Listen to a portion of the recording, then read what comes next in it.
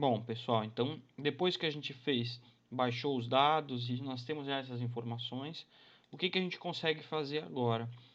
Entre as possibilidades aqui de utilização desses dados, nós podemos traçar uma relação, uma medida de relacionamento entre essas duas variáveis que nós baixamos. Lembrando que a gente baixou esses dados do site Google Trends, então esses dados eles são uns dados de popularidade com uma variação de 0 até 100. Claro que aqui a popularidade ela é moderada na maior parte do tempo, de 30 a 50, mas em geral o que a gente pode fazer é traçar uma correlação. No Excel, como que a gente faz para traçar uma correlação? Estou ampliando aqui para ficar melhor, mas vejam só que interessante. Então, nós podemos aqui simplesmente digitar o seguinte comando, igual correlação ou correl, e aí ele solicitou aqui que para determinar a correlação entre duas variáveis, nós precisamos colocar as duas matrizes dessas variáveis. Então, basta selecionar a nossa matriz 1, que é a primeira variável, não precisa colocar o nome da variável, dá um ponto e vírgula e seleciona a matriz 2, que é o nosso conjunto de dados da segunda variável. Fecha parênteses, dá Enter. Note que o valor foi igual a 0,78. Um valor de correlação 0,78 é um valor moderado ainda, apesar de estar muito próximo de 0,80, que acima seria um valor alto. Como ele é positivo, indica que provavelmente as duas crescem ao mesmo tempo. Para a gente visualizar isso de uma maneira gráfica, vamos inserir essas duas informações agora em um modelo gráfico.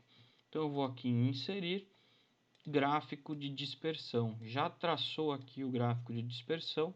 Clicando com o botão direito em cima da bolinha, eu consigo adicionar a linha de tendência.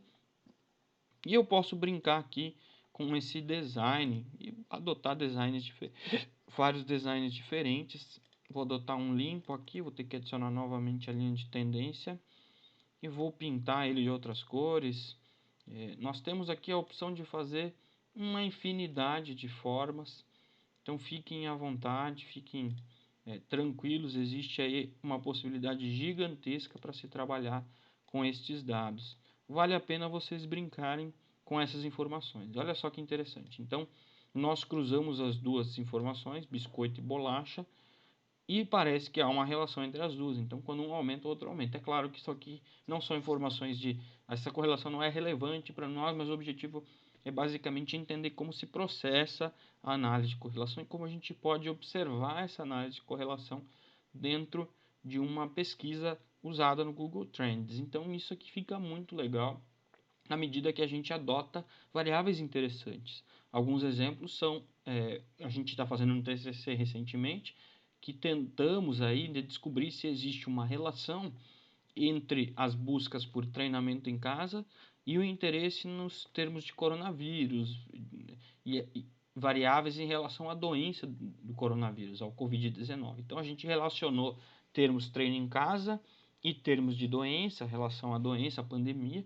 e nós queríamos saber se existia uma relação entre eles, e há uma relação muito forte, ou seja, quando aumenta o interesse nos termos relacionados à doença, ou seja, as pessoas estão mais preocupadas com a doença, parece também que elas se preocupam em treinar em casa, ou ao menos ter informações sobre o treinamento em casa, e é isso que é interessante, você encontrar duas informações que se associam e que não se esperava associação, ou que se esperava essa associação por conta de um período específico, como agora, e a gente está mostrando essa magnitude, esse valor, mas o quanto que existe de relação entre essas duas variáveis.